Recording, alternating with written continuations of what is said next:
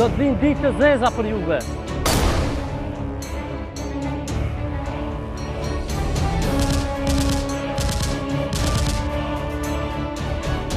Vllazni ju këshilloj, mos rreni vallahi, as një minutë mos rreni nga për shtëpiat e juve. Banu gati o nisnu në gjihad fi sebilillah. Është ku politike, ka Allah po shikon po shikon.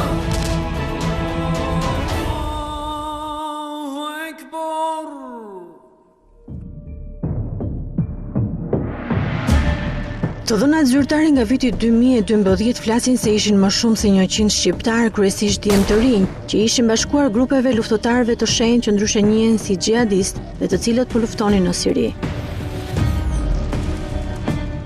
Sipas qeverisë shqiptare, pothuajse të gjithë ju bashkuan Al-Nustrës, kraky ushtarak i Al-Kaidas ose ISIS-it. Sipas burimeve të shërbimit informativ shtetëror, pjesa më e madhe ishin radikalizuar dhe rekrutuar në xhamit jashtë kontrollit të Komunitetit Musliman të Shqipërisë. Xhamit që mbetën jashtë kontrollit të Komunitetit Musliman raportohet se i përkasin traditës shumë konservatore selefi dhe rreth 7 prej tyre, duke përfshirë dhe xhamin e Mëzezit dhe të Unazës së Re, janë lidhur në mënyrë të drejtpërdrejtë me promovimin e xhihadit të dhunshëm dhe rekrutimin e luftëtarëve për ISIS-in dhe Al-Nustrën.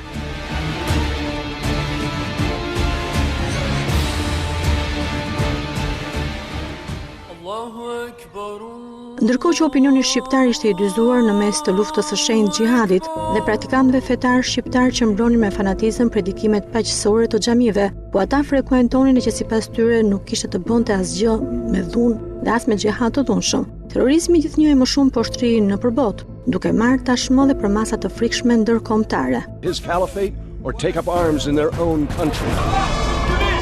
The terror alert raised to the highest level after bombings at the Brussels International Airport and a subway station in the heart of the capital. We heard 2 very loud explosions. If anybody thought this wasn't their problem, they ought to recognize that it is. There's a major attack on French, and around the same time we had the attacks in Lebanon. We had the first downing of an airplane since 9/11. We saw that. San Bernardino, California, where the husband and wife team had thousands of bullets and a stockpile of pipe bombs. We've got investigations in all 50 states in America. Kështu para autoriteteve shqiptare u paraqitën 2 sfida të mëdha të sigurisë. Përveç ndalimit të radikalizimit lidhur me disa xhami, Shqipëria u përball dhe me kërcënimet që vinin nga eksportimi i xhihadistëve, ashtu dhe luftëtarëve të kthyer në vend. Në fillim të vitit 2014 janë të paktën 40 luftëtarë shqiptar që janë kthyer nga Siria dhe është muaji i shkurtë i vitit 2014, ku Parlamenti i Shqipërisë miratoi paketën ligjore që e bënte në pjesën më të madhe të rasteve pjesëmarrje në konflikte të armatosura dhe bashkimin në grupe ushtarake në vend të huaja, një vepër penale të ndëshkueshme deri në 8 vjet burg. Aktualisht shqiptarët rrezikojnë deri në 15 vjet burg për nxitje, rekrutim, financim dhe mbështetje të tjerëve në konflikte të huaja. Dhe janë pikërisht ligjet e reja që i hapën rrugë kontrolleve dhe arrestimeve të bujshme të marsit të vitit 2014. Shtetasit Genci Balla dhe Bujar Hysa, të cilët ushtrojnë aktivitet fetar ilegal të palegalizuar në zonën e Unazës së Re dhe në fshatin Mëzez Tiranë, dyshohet se kanë kryer veprime aktive për të indoktrinuar persona të ndryshëm me ideologji radikale. Si mos e le tjetrin me fal namazin më burr.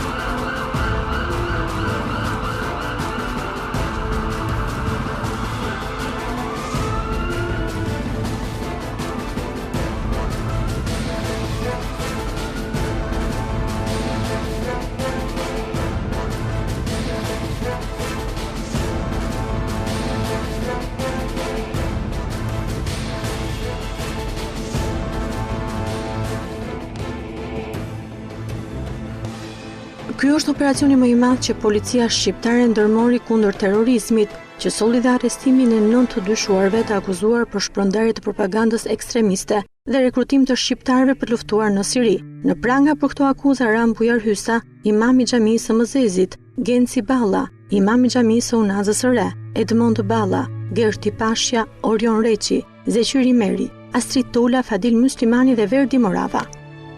Do të vinë ditë të zeza për juve. Wallahi, do të keni frikë të esni në për rrugë, do të keni frikë punoni në për zyret e juaja, do të keni frikë se do të merroheni e do të trishtoheni edhe në shtëpitë e juaja, do të keni prikje dhe do të trishtoni edhe do t'ju të merrojnë edhe në ëndrat e tuaja edhe atëherë ku ju pleni. Ky është Almir Daci, një imam nga xhamia e Leshnicës në Pogradec, i cili besoi se ka humbur jetën gjatë luftës në Siri.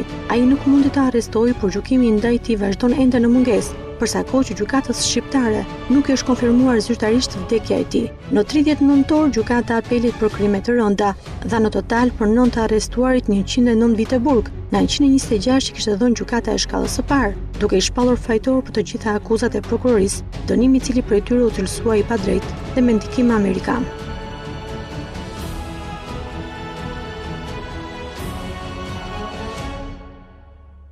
Ky është Verdi Morava, një prej 9 të akuzuarve të cilën gjykata e dënoi me 10 vite burg, duke e shpallur fajtor vetëm për rekrutim.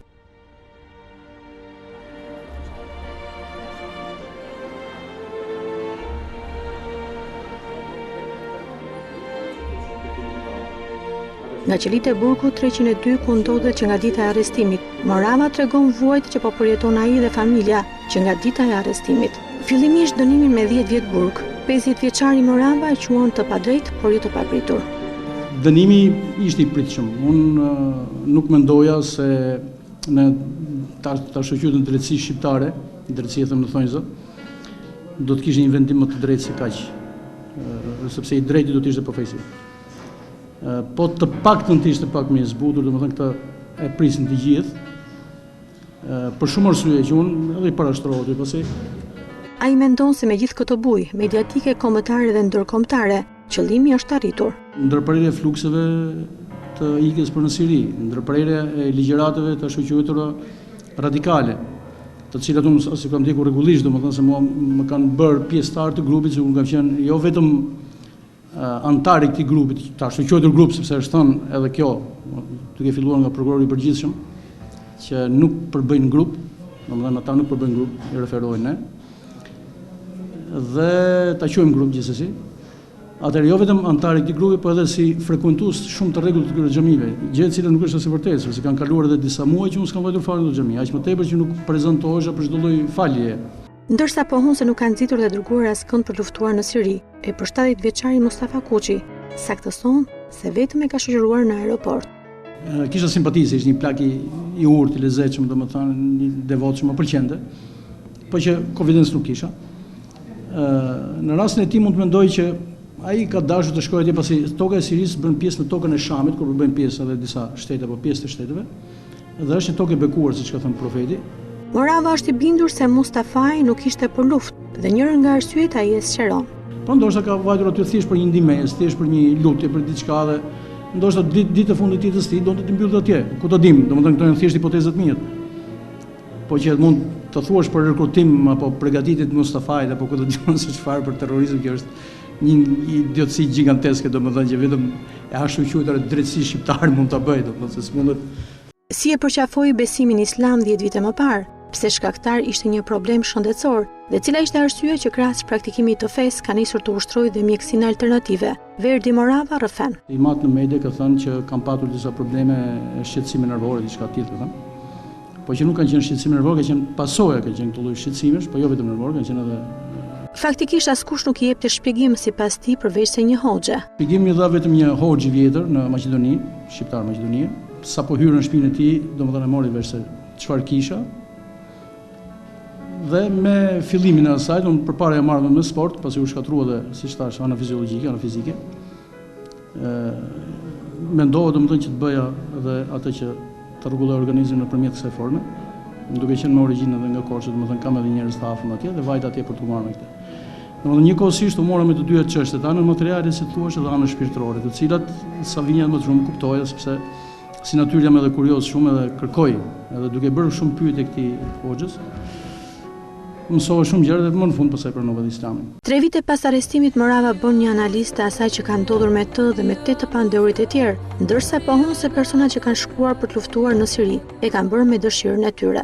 Islami bën thirrje për për vllazërim dhe për ndihmës të muslimanëve të tjerë nëse janë vështirësi. I njohin si njohin nuk ka rëndësi sepse i bashkon ideali fesë. Po çfarë predikoi në xhaminë e Unazës së Re për luftën e shenjtë, xhihadin dhe asaj të Mozezit, dhe pse shumë prej të larguarve nga xhihadi dhe të arrestuarve që mbështetën xhihadin ishin besimtarë të kësaj xhamie. I bashkoheshin kësaj, domethënë sepse ndjenin nga brenda dhe donin të bënin këtë gjë. Donin ata vetë të bënin këtë gjë. Pra, të gjithë kishin një ideal. Ishin njerëz që bujari tregon që kanë mbajtur janë lutur më ço.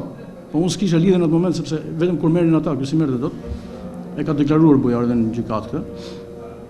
Pra, lidhsi ishte bujari për këto gjëra, por jo dërgim. Përsa i përket rekrutimit, Verdi Morava sqaron se kishim të bëjmë jo me njerëz të rekrutuar, por vetë ata kërkonin vajtje në luftën e shenjtë. Mund të them që kam dëgjuar personalisht sepse fjalëve nuk duhet t'ju referohen fjalëve të tjerëve. Nuk flas për mediat, flas edhe për besimtarët. Unë personalisht thirrje në formë rekrutimi apo në forma të ndryshme të kësaj natyre për të vajtur në Siri nuk kam dëgjuar. Po për Genci Ballon, i cili ishte imam i xhamisë Unazës së Re, Morava sqaron. Ka folur në mënyrë të tillë që ka treguar padrejtësinë, siç di edhe ndërkombëtarisht, domethënë padrejtësinë e kësaj lufte dhe po vritësh njerëzit e pafajshëm, siç edhe po përdhunoheshin e po sakrifikoheshin edhe fëmijë. Në një rast domethënë që unë kam parë vetë në internet, kam parë një grop të madh të hapur ku hidhin fëmijë të vegjël dhe një buldozer domethënë që e mbulonte këtë grop me duke përposur këta fëmijë gjallë.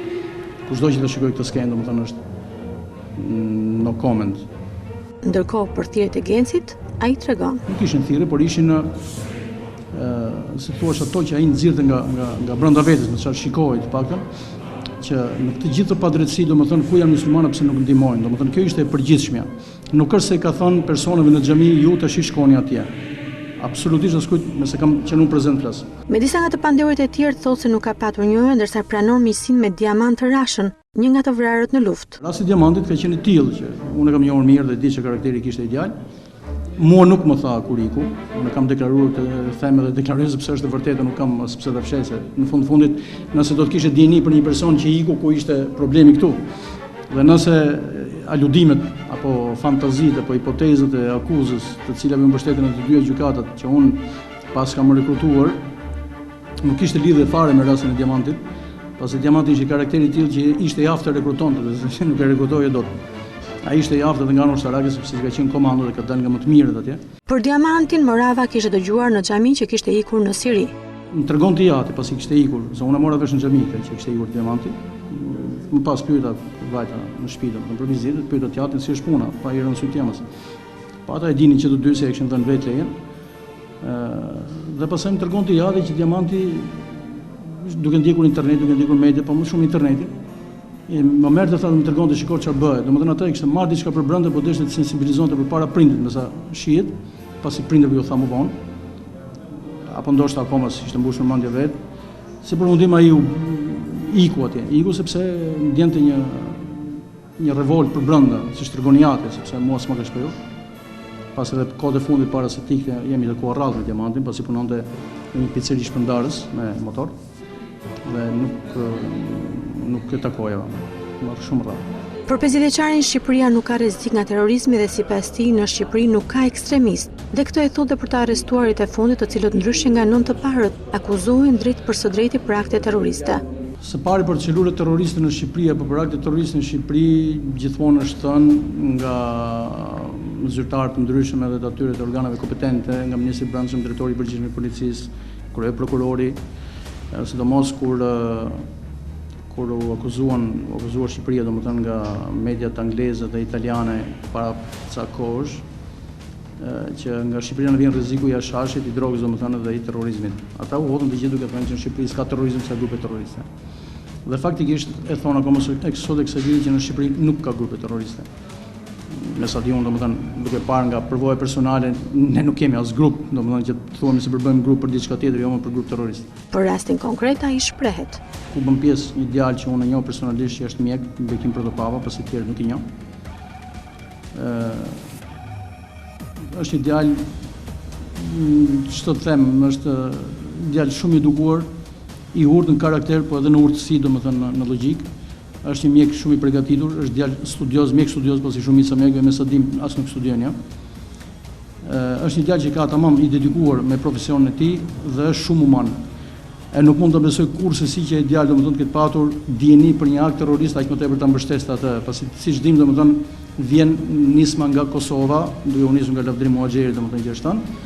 Edhe këta pas kanë komunikuar me telefona e me Facebook, ku diun që për mendimin tim edhe më idioti po tjetë domethënë nëse do bëj diçka tillë do ta bëj në mënyrë të fshehtë dhe jo në këtë formë. Ky është mendimi im, pastaj nëse e kanë bërë është punë e tyre. Këta shqiptarët me sa dëgjuam do ndashin në dy grupe dhe do t'i shoqëronin këta për në vende të caktuara. Dhe një nga këta ishte edhe bekimi vet. Kjo për Verdi Moravon është e pabesueshme. Nuk mund ta besoj, domethënë nuk mund të besoj fare absolutisht, qoftë nga ana shpirtërore, qoftë nga ana logjike që bekimi të ketë bërë diçka të tillë. Prej 3 vitesh së bashku me 8 arrestuarit e tjerë, Morava ndodhet i përgosur në pritje që gjykata e lartë të marrë në shqyrtim çështjen e tij dhe nëse edhe këtu nuk do të gjejë drejtësinë, thotë se do i drejtohet gjykatës ndërkombëtare. Nëse do flasim për drejtësi, unë drejtësi nuk pres në Shqipëri si çdo njeri tjetër këtë pyesim, qoftë njerëz të njohur, flas nga organ, qoftë edhe nga vetë organet e drejtësisë, me gjithë ato gjëra që po përfliten sot, edhe pse dije përpara se të përfliteshin, po edhe nga opinioni e njerëzve dihet se në Shqipëri nuk gjen drejtësi. Pra ai nuk pret drejtësi në Shqipëri.